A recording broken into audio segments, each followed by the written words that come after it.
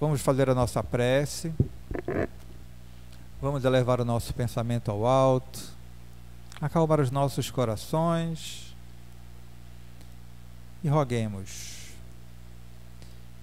Querido Mestre Jesus, amigo de todas as horas, querido mentor e irmão Moacir, te agradecemos mais uma vez por abrir as portas de tua casa esta de oração e de trabalho, para receber todos nós que aqui nos encontramos. Todos nós, eternos pedintes, que viemos aqui, cada um em busca de algo, trazendo nossos corações abertos e as nossas necessidades. Que hoje, com as bênçãos do que será ministrado, possamos sair daqui um pouco mais repletos, entendendo um pouco mais sobre essa nossa jornada, que possamos utilizar esse aprendizado para auxiliar esse nosso caminho, muitas vezes tão doloroso. Que o Senhor abençoe a nossa irmã, que a espiritualidade maior que já se faz presente possa auxiliá-la no trabalho da noite de hoje.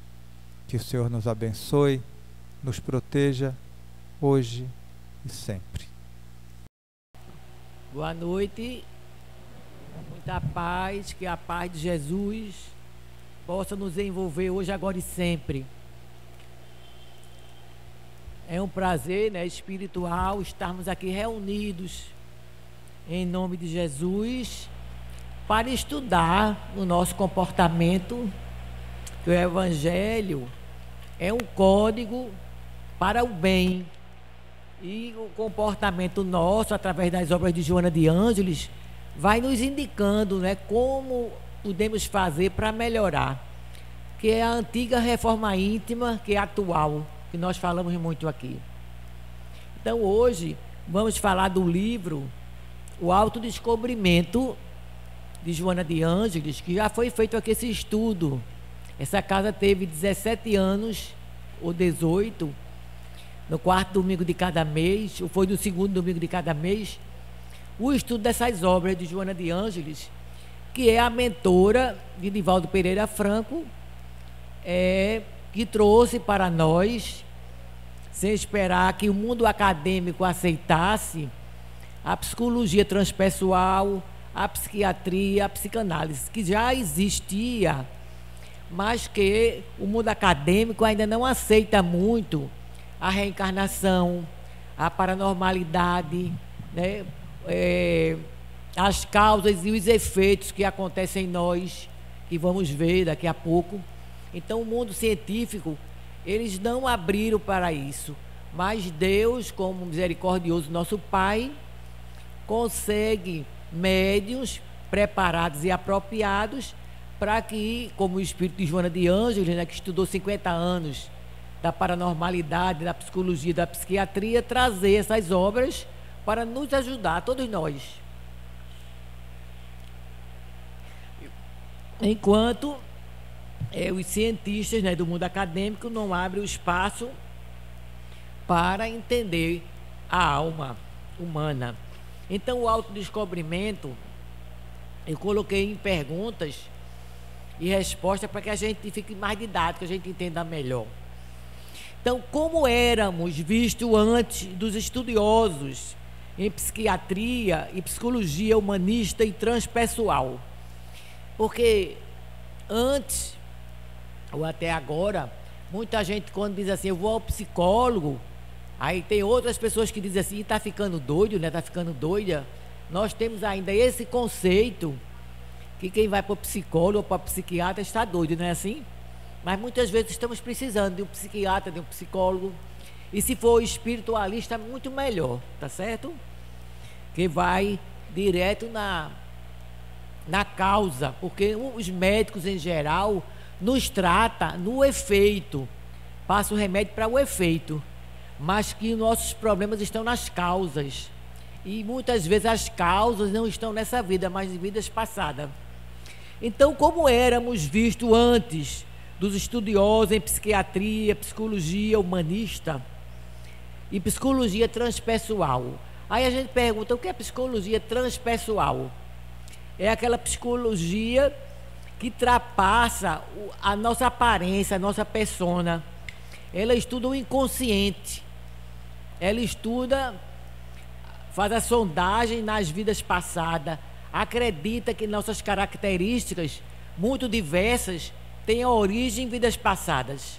Então essa psicologia transpessoal vai estudando para trazer harmonia entre o ser e o parecer. Por exemplo, eu tinha uma mãe que era semi-analfabeta, só escrevia o nome, mas ela é muito poderosa. O comportamento dela era de pessoas que tinham muitos saberes, e de firmeza e de autoridade moral até.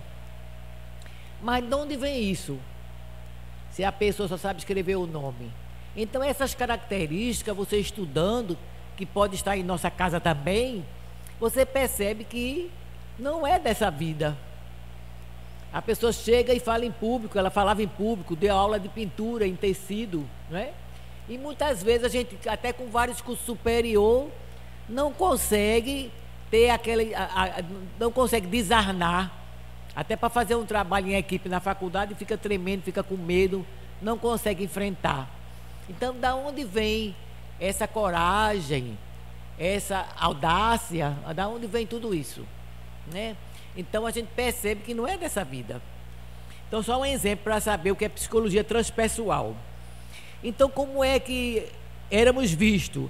Éramos considerados um ser humano como um amontoado de células sob o comando do sistema nervoso central, vitimados pelos fatores hereditários e para caprichos aberrantes do acaso. O irmão estava lendo, interessante que a leitura dele ficou tendo a ver, não sei se ele escolheu, não escolheu, ele abriu e teve a ver com a lição de hoje, não é? Que observamos muita gente sarada, muita gente misse, muita gente arrumada fisicamente, mas que a mente está doente. Ele falou aí na lição. A gente vê os leprosos, vemos os coxos, os cegos, fisicamente. Mas se nós tivéssemos a visão espiritual, tivesse essa condição, nós íamos ver o nosso próprio aleijão mental, espiritual, emocional. Então todos nós que estamos na Terra temos deficiências emocionais, espirituais, sociais. Então, antes desses estudiosos, nos eram vistos como nós, um amontoado de células, o sistema nervoso central comandava, e quando aparecia alguém mentalmente doente, era o acaso ou então herdou. Mas quando o pai e a mãe eram sarados e o filho nascia com defeito, que tinha e tem ainda uma certa civilização, que quando os filhos nasciam com defeito eram eliminados, porque ia dar problema social e ia dar só gasto aos pais. Já teve essa civilização e ainda existe em povos por aí, que quando o filho nasce com deficiência tem que ser eliminado. Aí a doutrina dos espíritos, com o estudo da psicologia transpessoal, humanista e a parapsicologia, vem estudar esses fenômenos, porque existe, não é, essas dificuldades.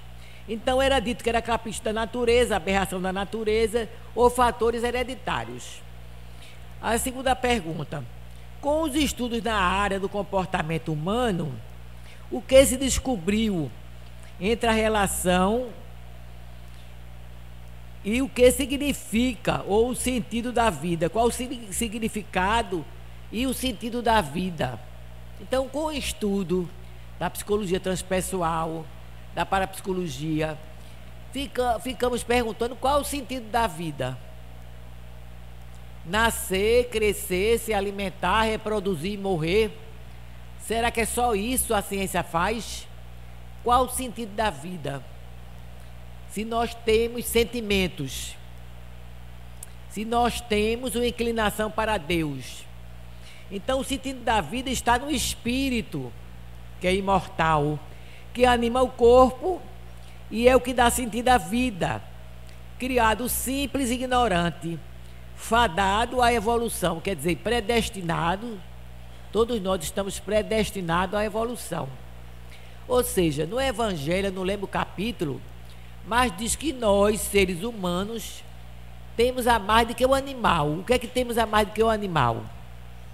A razão, a inteligência, o livre-arbítrio e também o desejo do melhor, o pensamento, não é?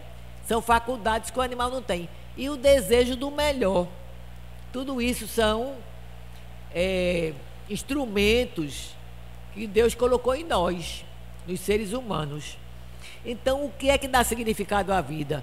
O espírito, a evolução de cada um de nós, a troca, a variedade de diferenças, é o que dá a vida. É o espírito que traz o amor de Deus, o espírito que se manifesta na matéria, não é? Pode ter uma matéria aqui com o espírito, com a mentalidade atrofiada, e ele só um vegetativo.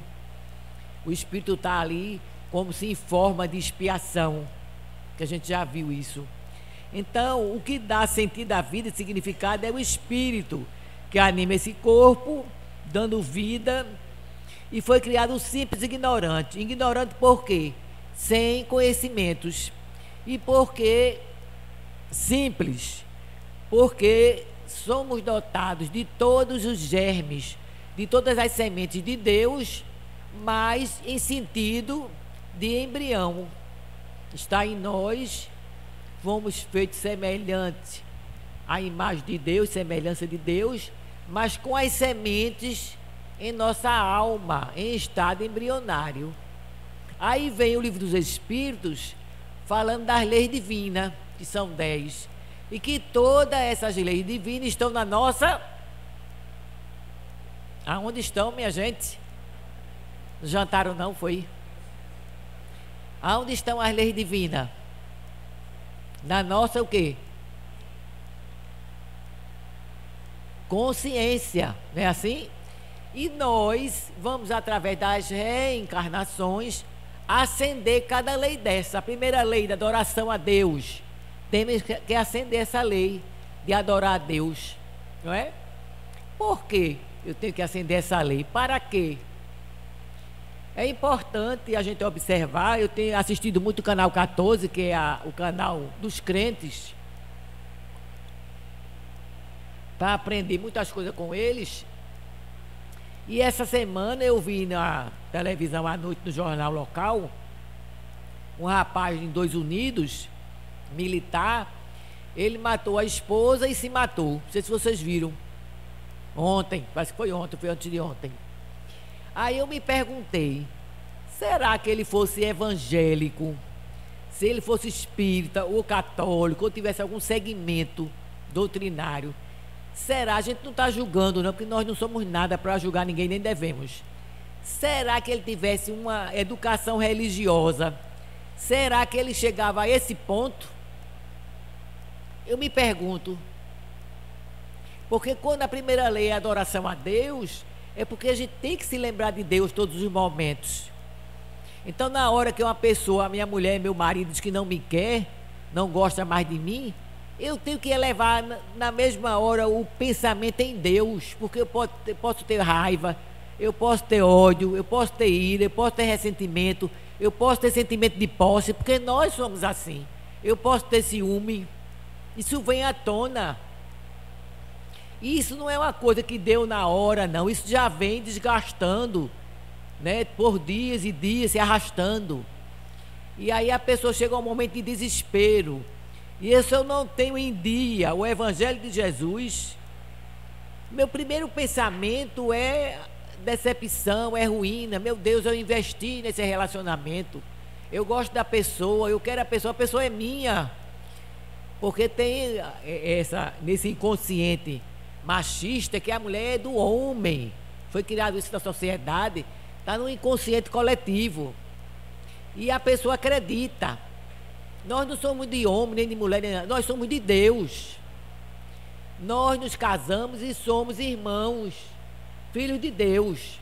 Então não tome posse. Procure estar apaixonado, procure se amar. Procure também se resignar se a pessoa diz que não quer, não gosta mais de você. mas dá dó na nossa alma, dá uma dor na nossa alma, porque a pessoa, além de matar o outro, se matou. Como é que a pessoa chega no outro mundo, meu Deus? É um sofrimento terrível. A companheira chorando na frente dele, porque deixou o menino de 10 anos, querendo a vida de volta, e ele, quando esfriar, arrependido, porque matou a irmã, que antes de ser fêmea, a mulher dele é uma irmã de Deus, por parte de Deus, e ainda se matou. Minha gente, é muito sofrimento no mundo espiritual, quando os espíritos chegam aqui, que foram suicidas.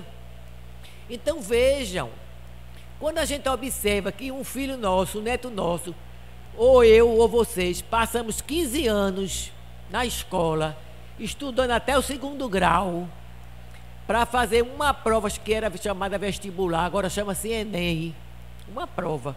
Você passa 15 anos estudando para essa prova. É verdade ou é mentira? Para entrar no curso superior, não é assim?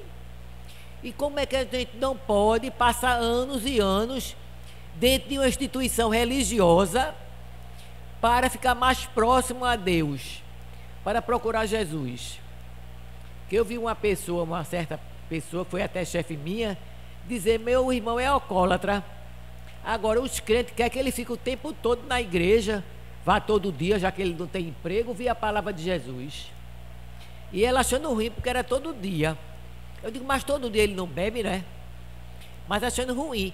Mas nós somos tão frágeis e somos ao mesmo tempo tão fortes se procurarmos Deus, que necessitamos. Olha aí, num minuto, quer dizer, relacionamento antigo, porque o filho tem 10 anos, quer dizer, num minuto de loucura, num minuto que ficou sem o juízo, não é? A gente fala que é uma coisa negativa, precisamos falar para chamar a atenção o quanto a gente precisa de Jesus e de Deus, Nossa Senhora também, se quiser.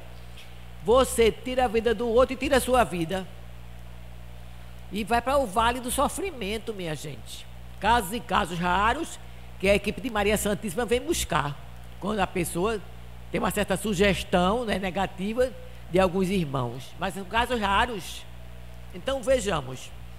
Aí quando aqui diz que o significado da vida está no Espírito e que precisamos buscar a Deus e a Jesus, e a primeira lei é a lei da adoração, então precisamos acender todas as leis de Deus em nós, e é por isso que a gente reencarna.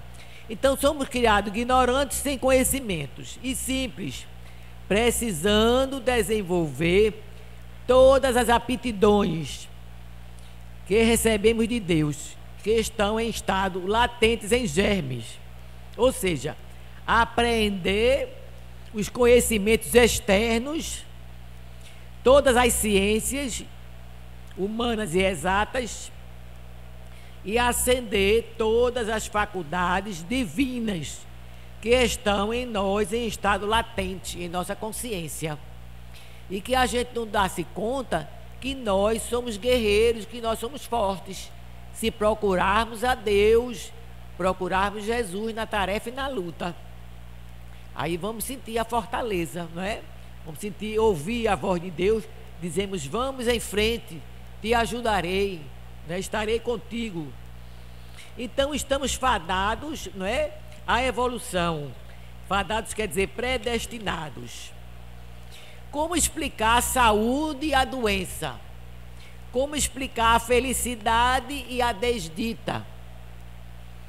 Como explicar a genialidade, quer dizer, o menino nasce, seu filho muito inteligente, a mais da conta, e o outro nasce da mesma família, mesmo pai, mesma mãe, com paralisia mental, limitado, autista, esquizofrênico. Esquizofrênico é a pessoa com afeto embutido, não é? Então, com várias anomalias, limitações. Então, como explicar se eles são dos mesmos pais? Um bem inteligente e o outro com problemas. Como explicar? Então, só tem a resposta da doutrina dos Espíritos pela herança de nós mesmos através das reencarnações. Nós somos construtores de nós mesmos. É lógico que mais tarde aqui, para frente, vamos estudar o que trazemos, mas o que os pais vão aplicar em nós na educação, que é de grande valia, e mais a influência da sociedade sobre nós, tá certo? Mas nesse momento aqui a gente está estudando que somos herdeiros de nós mesmos, através das reencarnações. Mas na frente vamos ver a herança genética. Aqui está falando da herança espiritual. Somos herdeiros de nós mesmos, através das reencarnações. Essa herança que eu estou falando é herança espiritual. Se eu matei muita gente, eu não vou vir com o corpo sarado, não.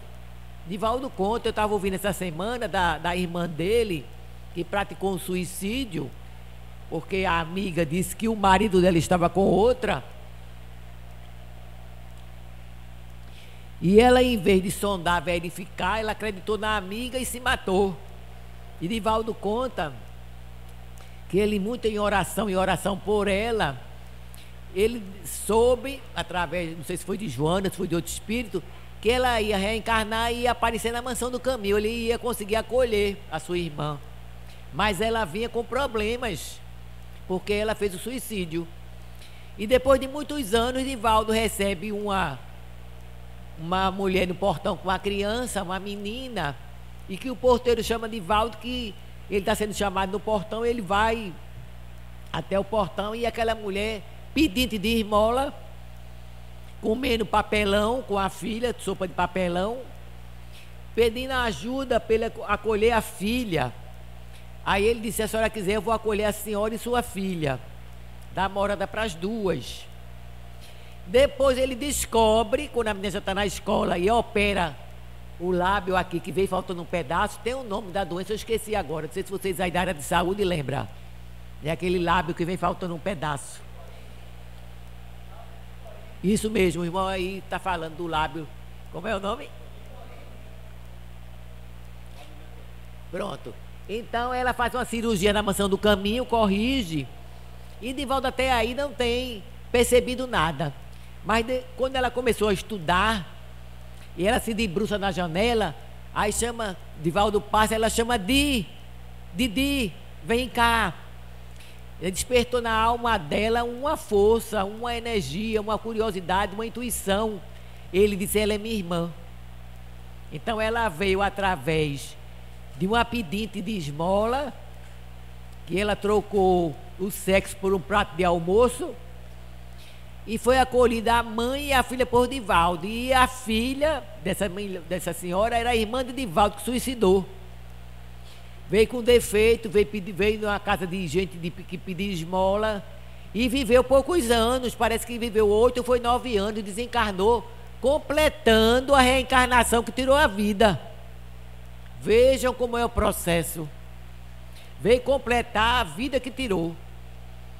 Então vejam como é o processo. Então, quando eu faço que nós somos herdeiros de nós, aqui estou falando na herança espiritual. Aquilo que eu faço comigo, eu vou ter o resultado, porque meu perispírito vai ficar deformado de acordo com se eu dei um tiro em mim, se eu dei uma facada, se eu matei os outros, se eu fiz aborto, está tudo lá no perispírito. Então, minha própria reencarnação vai vir de acordo com aquilo que está registrado no perispírito. Quando a mãe engravida, concebe, e vai ligar um cordão fluídico ao feto, vai vir as impressões da mãe não, do espírito que está na incubadora no mundo espiritual, vai vir as impressões para aquele feto, que os médicos hoje em dia, através da ultrassom, já verifica, como meu neto verificou, que tem problema cardíaco, já nasceu com problema cardíaco. O coração dele é mais velho de 10 anos, ele tem 15, o coração tem 25, mas o médico já viu dentro do útero. Então veja, tudo isso são herança nossa, que nós plantamos. E vamos falar depois da herança dos pais, que é a genética orgânica, tá certo? Como explicar também os comportamentos variados dos diferentes indivíduos que procedem ou procederam da mesma árvore genética, que apresentam fisiologicamente, psicologicamente opostos. É aquilo que eu falei, né? pela soma das várias experiências em registro da sua memória espiritual. Então a gente vem como? A herança primeiro espiritual. Depois vamos receber a herança genética dos pais. A cor do cabelo, a cor da pele, a cor dos olhos, o tamanho dos pais, né? Vem a influência genética. Às vezes também vem alguma influência, como a artrose que a mãe tinha, alguma doença genética congênita que o pai ou a mãe tinha, é uma herança de alguma enfermidade. Acontece de vir também através daquele espírito que já sabe, que escolheu aqueles pais, que vai ter aquilo ali, tá certo? Que pode ser cuidado também. Então vem essa herança genética. E aí está perguntando como explicar essas diferenças. Aí filhos, 10 filhos numa família, tendências, aptidões, inclinações, sabedoria, nível de evolução. Esse nível de evolução é consciencial. Cada um de nós temos um nível de evolução consciencial. Aí a gente vai daqui a pouco dar um exemplo para a gente entender melhor, tá certo? Podemos ser narcisista, é aquela pessoa que tem aquele altar sobre si, né? Se adora, não se ama não. O certo é a gente se amar, mas a pessoa se adora. Tem o servilista, que só sabe estar servindo, se anula. Tem o autoritário, tem o passivo, tem o rebelde, tem o espertalhão, tem o ingênuo, tem o servidor, que o servidor é uma coisa boa. Tem o doador, que é uma coisa boa, o bondoso, o obediente, o justo, o intuitivo, o resignado, o piedoso, o compassivo, o compreensivo, o disciplinado, o firme, o educado. E tem também as nossas imperfeições, que vêm do egoísmo e do orgulho, né? Que a gente vê justamente nas novelas, a gente vê muito isso. É o apego, a posse, o ciúme, a avareza, a ambição. Então tudo isso nós temos o lado positivo e o lado negativo, tá certo? Aí a próxima pergunta: como dá-se a construção do indivíduo? Como nós somos constituídos? Conforme a engenharia genética atual, aliando-se à biologia molecular, somos energia. O universo é matéria, energia e Deus. Não é assim? Está lá na Gênesis. Deus, matéria e energia. Somos energia. E como fator casual, herdeiro de si mesmo, herdeiro de Deus, nos avançados processos das experiências evolutivas. Quer dizer, todos nós a caminho das experiências, na evolução. Agora, como nos apresentamos, ou apresentamos-nos, como? 5 aspectos para a gente se autodescobrir. Como é que a gente se apresenta na sociedade? Todos nós, todos nós. A gente se apresenta, segundo Divaldo e Joana, pela persona. Por exemplo, quais são as características de Marlene? Quais são as características de Flávio? Então, quem mora na residência, ou quem é a professora de alguém aqui, ou o familiar, sabe quais são as características do filho, não sabe? Como é seu filho? Um é passivo, compreensivo, calmo, tranquilo. Ah, mas como é a persona do outro? Ele é muito ativo, ele é agressivo, ele bate nos irmãos, ele quebra os brinquedos, ele só quer para ele. Então a gente sabe as características, isso é a persona, como a gente se apresenta, né? Aí o segundo item, como é que a gente se apresenta na sociedade? Através do nível também de escolaridade, não é verdade? A gente que chegou a uma certa idade vai se apresentar com aquele nível de escolaridade. Tem pessoas que não conseguiram estudar, fala bem errado, mas quando abre a boca tem muita sabedoria. E tem outros que estudaram muito, fala muito correto, mas não tem aquela sabedoria que o outro analfabeto tem. Não entende? Não tem a força espiritual e moral que aquele outro analfabeto tem. Então a gente vai vendo essas características e vai percebendo as diferenças. Então, o nível de escolaridade é também uma maneira como a gente se apresenta. Tendências e competências. Então, a professora faz uma equipe de 5 alunos para fazer um trabalho em grupo. Aí você vai ver as tendências e as competências de cada um. Um quer desenhar logo a capa, teve a criatividade, o outro quer escrever, o outro quer pesquisar, o outro teve uma ideia, o outro teve outra ideia. Então, no próprio grupo, você vai vendo as características.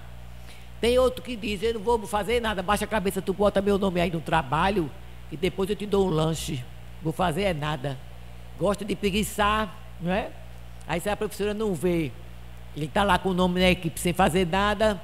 Então, cada um, na verdade, se apresenta com uma característica diferente.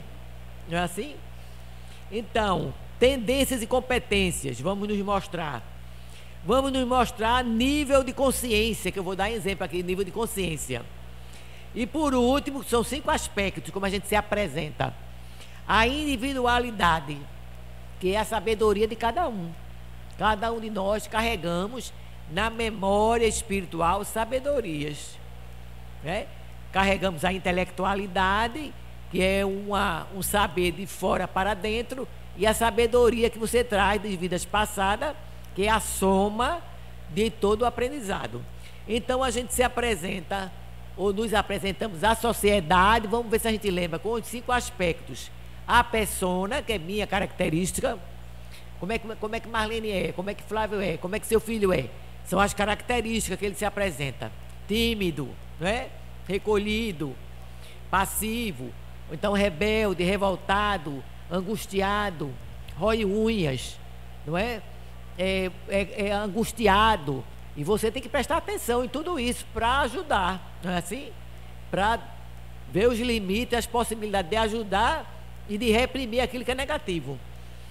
E mais o nível de escolaridade, a gente se apresenta, mas as tendências e competências, nível de consciência e individualidade, que é uma coisa de cada um, tá certo? Nós somos ricos na memória espiritual. Nós não somos somente isso que apresentamos aqui, não. Viemos para desenvolver mais, mas tem a soma guardada da memória espiritual.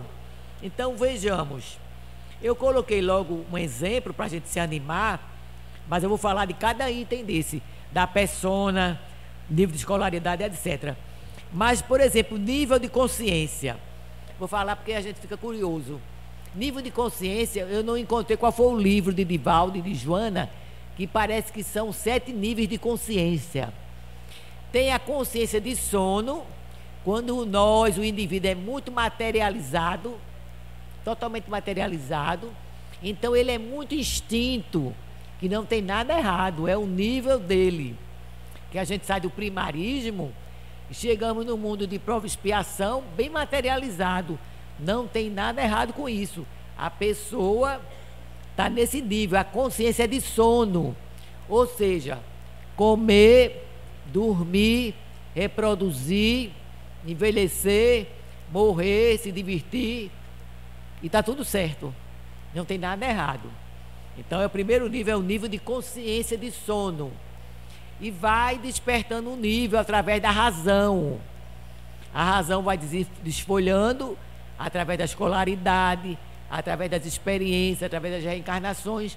Então essa consciência ela vai despertando até chegar à última consciência, que é a consciência de servir a Deus. Ter consciência que pertence a Deus, que você é de Deus, que o corpo é emprestado, a sua alma pertence a Deus e que nós viemos para servir. Já pensou se a gente tem essa consciência que 24 horas precisamos servir a Deus, se amando, não é relaxando, passando fome, nem dificuldade, não.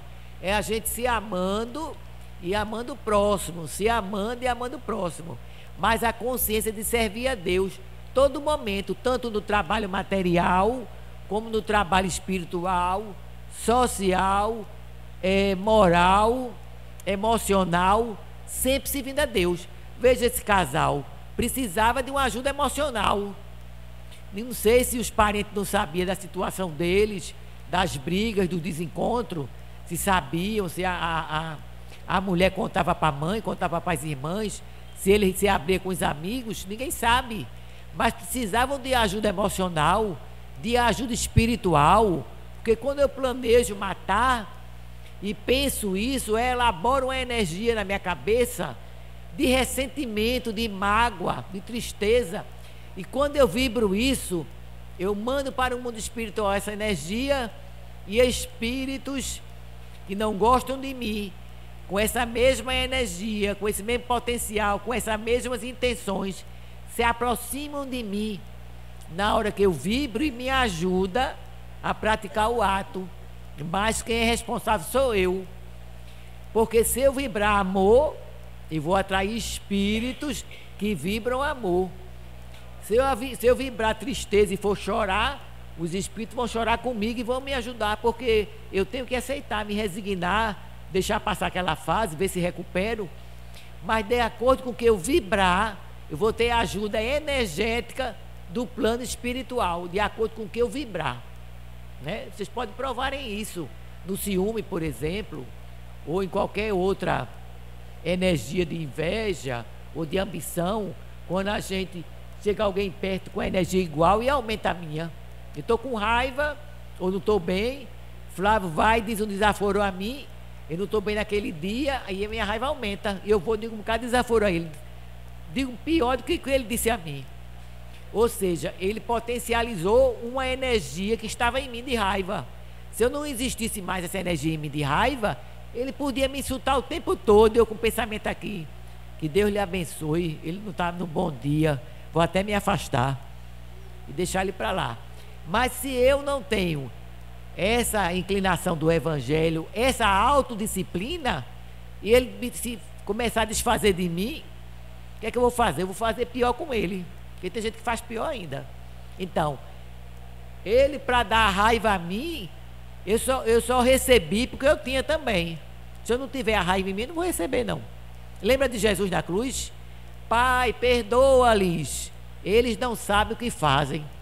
Jesus não teve raiva, não teve ressentimento, não teve ódio, nem nada. Aí a gente diz assim, mas aí é Jesus, né? Mas a gente está aprendendo a se controlar, contar de 1 até 10 e se reeducar. É para isso que nós estamos aqui.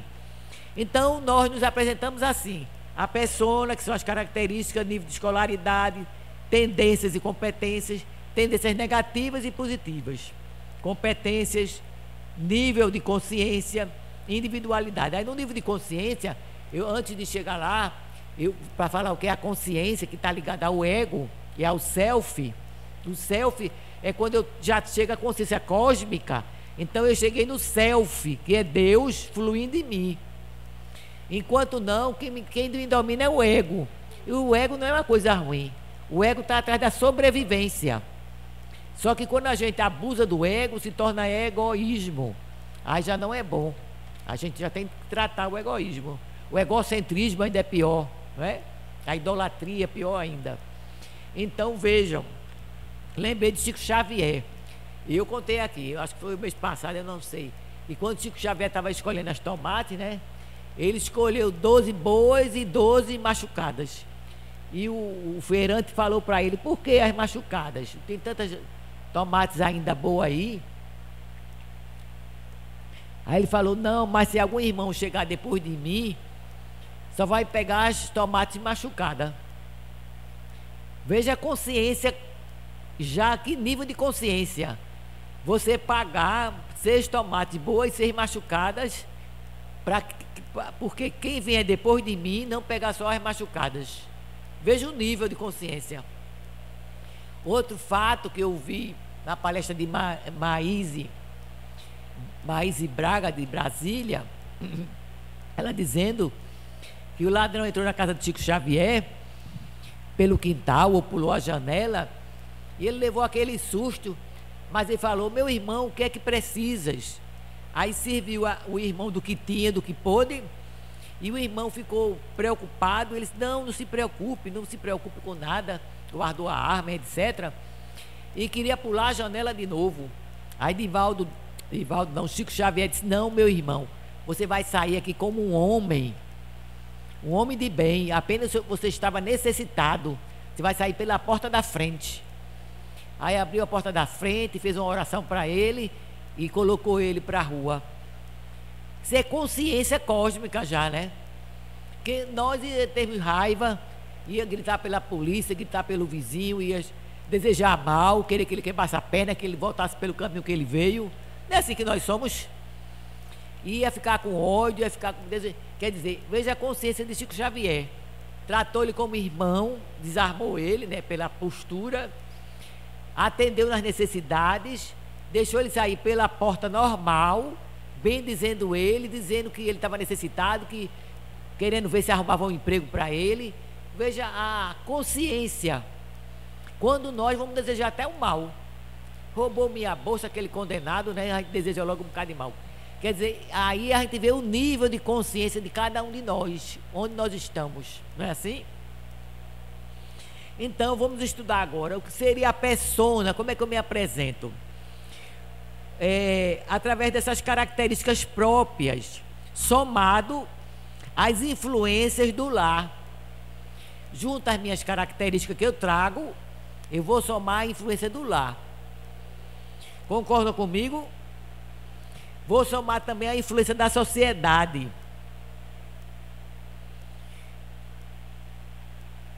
Então vocês concordam comigo? Eu sou o quê? As minhas características, mais a influência que minha mãe deixou.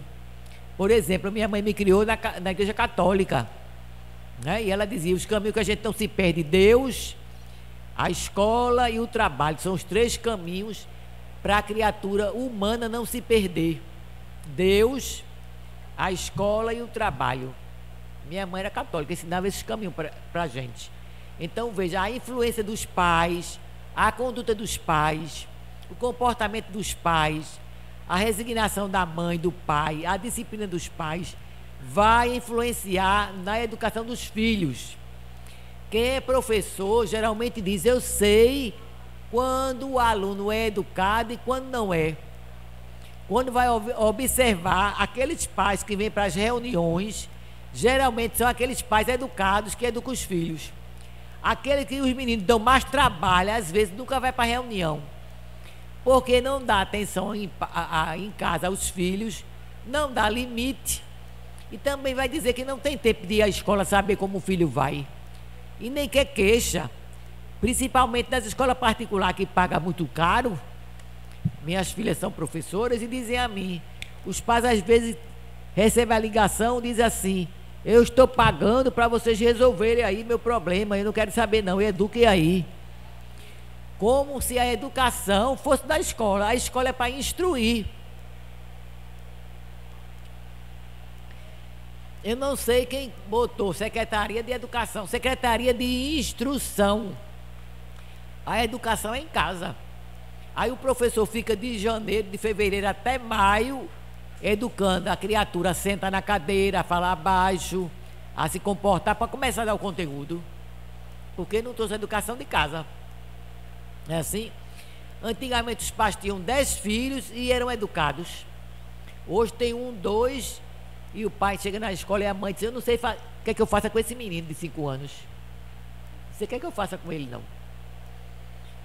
Que ele não me obedece, ele não me ouve. Aí quando você vai ver, faz a vontade dos meninos, o menino dorme a hora que quer com o celular na mão, como o que quer, como a hora que quer, manda nos pais, os pais não querem saber, ele está angustiado, quer atenção, o pai também não quer dar, a mãe também diz que não quer dar. Vão dançar, vão passear, deixa a secretária lá olhando, né? Ou deixa até só, como uma que ia dançar todas as noites, deixava o menino só na rede, o menino caiu, quebrou o braço. A vizinha foi que empurrou a porta e foi socorrer o menino para emendar o braço do menino, que o menino era novinho. Quer dizer, não dá a mínima para o filho. Isso é o plantio. Aí depois tem que ver a colheita, como é que vai ser essas criaturas, não é assim? E hoje está mais complicado com as redes sociais. Então, nós somos as características, mais o que os pais deram, mais a influência social. E hoje está grande essa influência social. Mas aí você pode dizer, Marlene, eu conheço uma criatura que teve uma boa educação e era considerada a ovelha negra da família. Acontece? Acontece. Os pais são disciplinados, são até evangelizados, e o filho ou a filha pode não ser disciplinado, não querer a linha da disciplina, não obedece, ser um rebelde, porque muitas vezes foi marginal em vida passada, e os pais, muito educados, muito amorosos, pediram a Deus para receber aquela criatura por missão. Vejam, às vezes os pais pedem, aí você tem vários filhos que seguiram as impressões dos pais, mas tem aquele que não quer seguir. Não acontece? Acontece, pode acontecer. Mas aí o pai e a mãe não tem que ficar triste. Tem que continuar investindo, e muito mais nesse filho. Investindo sempre e confiante, porque quando acontecer alguma coisa negativa com ele, ele vai lembrar do pai e da mãe. O que o pai disse, o que a mãe disse, a impressão que deixou, né? E os irmãos também dando amor. Então tudo é bem definido no plano espiritual. Nível de escolaridade não precisa explicar muito, que é o mundo acadêmico, né? Quanto mais a gente avança, mais aprende as coisas do mundo que são necessárias para a evolução do mundo material. Tendências e competências, já falamos várias vezes, mas vamos repetir. Quais são as nossas tendências, nossas competências? Será que a gente sabe? Tem gente, principalmente os jovens de hoje, que nascem com tanta competência e os pais não observam, não descobrem que aquele filho, às vezes inquieto, aquele filho às vezes até rebelde ou angustiado, depende da natureza. Se a natureza é passiva, ele vai ficar angustiado, meio depressivo. Se a natureza é altruísta, é rebelde ou audaciosa, ele vai ser para cima, mas sempre questionando, sempre satisfeito. Às vezes são filhos e netos nossos que vêm com muita potencialidade, com muita competência. Aí os pais não observam. Aí um exemplo do pai e da mãe: só beber, só fumar, só passear, só a sociedade, não dá atenção àqueles filhos. Aí aquele filho angustiado, ele tende a ir até para as drogas, porque às vezes ele está com congestão energética, congestão até espiritual. É um médium em potencial que veio para desenhar, veio para ser um arquiteto do novo mundo, veio para ser uma estudante de engenharia genética, de ser um biólogo também da molecular, veio para ser uma grande personalidade, vem na alma, e os pais não entendem, ele é inquieto. A gente está vendo agora autista na televisão, que os pais, ali no programa de Mion, que eu vi há 2 programas dele, que os pais pegam o autista, como deve ter recursos, trabalha tanto eles que eles cantam, eles tocam, eles são oradores, dão palestras. Por quê? Porque os pais pegaram a deficiência e não acreditaram nela, acreditaram na potência que o espírito traz. Tem a deficiência e tem a potência que o espírito traz, nato, e desenvolver a potência, esqueceram a deficiência, né? Como a gente vê aquelas pessoas que vai para as Olimpíadas sem perna, sem braço, eles esquecem a deficiência e vai pela competência espiritual, emocional, e vence, são vencedores. Então a gente tem que esquecer a nossa incompetência, mas precisamos identificar. A gente vai para cá identificar a nossa incompetência, a nossa deficiência, para que a gente reprima ela e desenvolva as competências, tá certo? É por isso do autodescobrimento. Então aí tem as heranças das vidas passadas, que a gente já falou aqui, registrado na alma. Então podemos vir com facilidades na área de linguagem. Um dos autistas dominava 5 línguas, estava agora estudando francês. Podemos também ter facilidade na área das exatas, das artes, nos ofícios, né? Nas posições sociais. Também viemos dotados de paixões positivas e negativas, as imperfeições também. Então tudo patrimônio que estão na memória espiritual. Então, como vamos identificar? Então, vamos falar do nível de consciência de novo. Como é que nós vamos identificar o que é que mais tem de urgente em mim? O que é que mais tem urgente em mim? Quer dizer, a mãe que tem um autista sabe das dificuldades dele e vai procurar as ajudas. Mas nós, o que é que nós temos de mais dificuldade? Por exemplo, eu sei que em mim, o que eu tenho de mais dificuldade, mais e mais e mais, é a ansiedade, né? A ansiedade fica até pelos cabelos, que eu preciso mais cuidar e mais urgência. Então, cada um que está sentado, aí ouvindo, deve pensar o que é que eu tenho de mais urgência. Eu tenho ciúme, né? Então, vou cuidar disso. Eu tenho muita ambição, a mais da medida. Devemos ter espírito de luta, sempre para o melhor. Ambição não, ambição é negativo. Espírito de luta, quero o melhor, quero lutar para ter as coisas boas da vida. Vá lutar, tenha.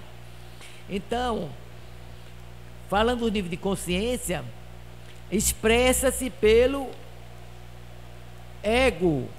O ego produz o nível de consciência, como disse a vocês, o ego produz o nível de consciência. Portanto, transitório, transparente. Eu lembro de uma pessoa que eu fui dar uma quantia pequena, mas era um presente em dinheiro, porque eu não sabia o que comprar. E a pessoa disse assim: Marlene, eu acho melhor você reverter em cesta básica. Eu fiquei admirada com a pessoa. Eu tinha uma vontade na minha alma de dar uma presente a essa pessoa, mas não sabia o que é que dá. E quando eu dei, a primeira coisa que ela disse foi: você vai comprar cesta básica, é melhor. Aí eu fiquei tão emocionada. Isso aí é produção do ego. Veja o que é que o ego faz. Tanto o ego vai ditar que eu estou com fome, que eu estou com sede, que eu preciso trabalhar. O ego vai dizer isso a mim. É normal o ego, não é ruim não. Então o ego vai ditar minhas necessidades físicas, emocionais, espirituais, morais.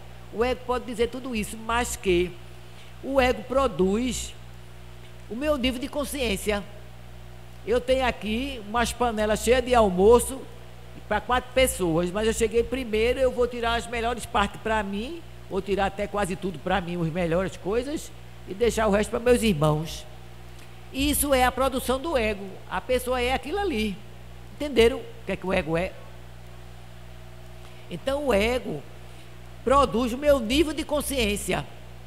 Então é por isso que a gente falou que aquela pessoa analfabeta, quando ela fala, ela pode produzir um nível de consciência superior pela conduta dela, né? Quando a gente apresentou aqui também Divaldo, quando ele, o ladrão botou a faca nele, que passou o susto, que ele queria andar, não conseguia quase caminhar do susto, ele foi oferecer lanche no apartamento onde ele estava, no Rio de Janeiro, fez o lanche para o ladrão e chamou um amigo e arrumou um emprego para o ladrão. Veja o nível de consciência, a condição do espírito. Nós não temos essa condição ainda, mas a gente está falando dos níveis de consciência. Quando o outro pode até atucalhar aquele ladrão para querer matar ele. Ele me roubou, eu vou matar. Então são questões de nível de consciência. Mas a gente vai melhorando cada vez mais, até entender que o ladrão é meu irmão, a prostituta é minha irmã, o assassino é meu irmão, todos somos irmãos. Em outras vidas a gente já fez tudo isso. A gente não lembra nada, mas a gente já fez. Agora a gente condena, a gente fala, a gente critica. Eu já vi muita gente dizer assim: não devia nem ter presídio, devia matar todo mundo. Não, o presídio devia ser feito assim: vocês vão ter curso de pedreiro, de agricultor, de pecuarista para trabalhar. A prisão é assim, trabalhando para ajudar a sociedade. Aí seria uma prisão educativa. E à noite vai louvar a Deus, porque tem braço, tem perna, tem a visão, tem a audição, tem inteligência, tem a razão, tem livre-arbítrio, tem consciência, teve pai, teve mãe, teve tudo isso de bom. Então está precisando louvar a Deus, reconhecer Deus dentro de você para não fazer mais coisa errada. Aí seria uma reeducação para os presos. E não ficar tudo atrofiado em cima um do outro, cada vez mais rebelde ou piorando a situação. Então o ego é isso. Então o que é que vamos falar agora? Da individualidade. A individualidade é coisa linda. A individualidade de cada um de nós é a soma de todas as realizações nas sucessivas reencarnações. Ou seja, quando a gente desencarna, a gente vai passar um tempo, não sei quantos meses ou anos, se preparando como um bebê. O bebê, quando nasce, não passa um ano para andar. Nós vamos passar um ano para descortinar a memória espiritual do que nós fomos, o somatório, que é a individualidade, o que nós somos e fomos. Para acender tudo isso vai precisar de tempo no mundo espiritual, para chegar a essa individualidade, que é uma individualidade universal. Somos seres universais. Porque, olha a pergunta do dia, por que a necessidade do autodescobrimento? Por que a gente precisa se descobrir? Para identificar valores próprios. Como eu disse, eu posso ter um neto, posso ter uma filha, posso ter um sobrinho, dotados de muita competência, inquietos, né? Gostam de brincar, gostam de bulir nas coisas, quebra até um brinquedo para ver como é que é dentro, né? Então, e a gente pensa em situações mil, mas devemos perceber que espírito é aquele ali, levar para terapias, perceber, fazer uma consulta espiritual para ele, para saber, porque ele pode ser uma potência, e vai chegar uma congestão para ele espiritual, emocional, por conta da competência, que é muita. Aí vai para onde? Vai beber. Quantas criaturas jovens hoje estão bebendo porque tem essa competência e não foi descoberto? Geniais. Aí vai para o caminho do vício, porque não se autodescobriram, os pais não viram antes, não deram exemplo, não deram direção. Então vejam, eu tenho que identificar esses valores que eu trago. Tenho que também identificar os fatores de perturbação, que já estudamos aqui no Homem Integral. Quais são os 4 fatores de perturbação do Homem Integral, que foi de outubro e novembro? Medo excessivo. O medo é normal até certo grau, que é uma bússola que dá para a gente um alerta. Medo por quê? Para quê? Para me cuidar. Mas o medo excessivo é patológico. Então, fator de perturbação: medo, solidão, que leva a depressão, ansiedade e a rotina neurótica. Fatores de perturbação. Tudo isso em excesso é perturbação. Então você hoje vai se identificar: será que eu tenho isso? Medo, pânico? Será que eu tenho muita ansiedade? Será que eu tenho sou muito retraído, tenho solidão, estou com depressão? Será que eu sou muito neurótica, né? A rotina automática, já não sei onde botei a chave. Muitas vezes procuro meu óculos, o óculos está no rosto, eu procurando o óculos. Já é uma rotina neurótica, procurando a chave está no bolso, não é assim? Vai na porta, fechou 3 vezes. Isso aí já é uma neurose. Então a gente tem que cuidar dessa rotina, procurar se distrair, ver coisas leves, ouvir músicas boas. Então tudo isso é fator de perturbação. Então, se você se identifica com isso, de hoje em diante, me identifiquei, me autodescobri, vou mudar. Fatores vai ser o próximo estudo, fatores de perturbação não, fatores de destruição: ódio, vingança, ressentimentos, ira, que leva a pessoa ao suicídio ou a matar os outros. A pessoa com ódio demais, uma arma no bolso, vai fazer o quê? Não aceita perder, não aceita dividir, não aceita esperar recuperar o relacionamento, não aceita um novo relacionamento, não aceita uma nova vida, pensa que é dono do outro ou dona. Então o que é que vai fazer? São fatores de destruição, leva a pessoa a uma situação muito difícil. E para terminar, Joana diz: o que é que é preciso para o autodescobrimento? Persistência no tentame, quer dizer, querer mudar, vontade de mudar, disposição para se aceitar e vencer. Ah, meu Deus, eu tenho inveja. Inveja é coisa ruim, mas eu tenho que aceitar que eu tenho. Primeiro passo é eu aceitar que eu tenho ciúme demais, eu tenho posse demais das minhas filhas, dos meus filhos, do meu marido. Tenho que aceitar que eu tenho isso primeiro eu reconheço, identifico, aceito, para depois mudar. Então, disposição de aceitar e vencer, capacidade de crescer emocionalmente, que é a mudança. Aí eu preciso de quê? Oração, sempre ligada a Deus, Preciso fé, confiança em Deus e em mim, que eu posso mudar, e Deus vai ajudar nessa mudança. Preciso de um trabalho fraterno, tarefas evangélicas que a casa oferece, ou você pode também fazer individual.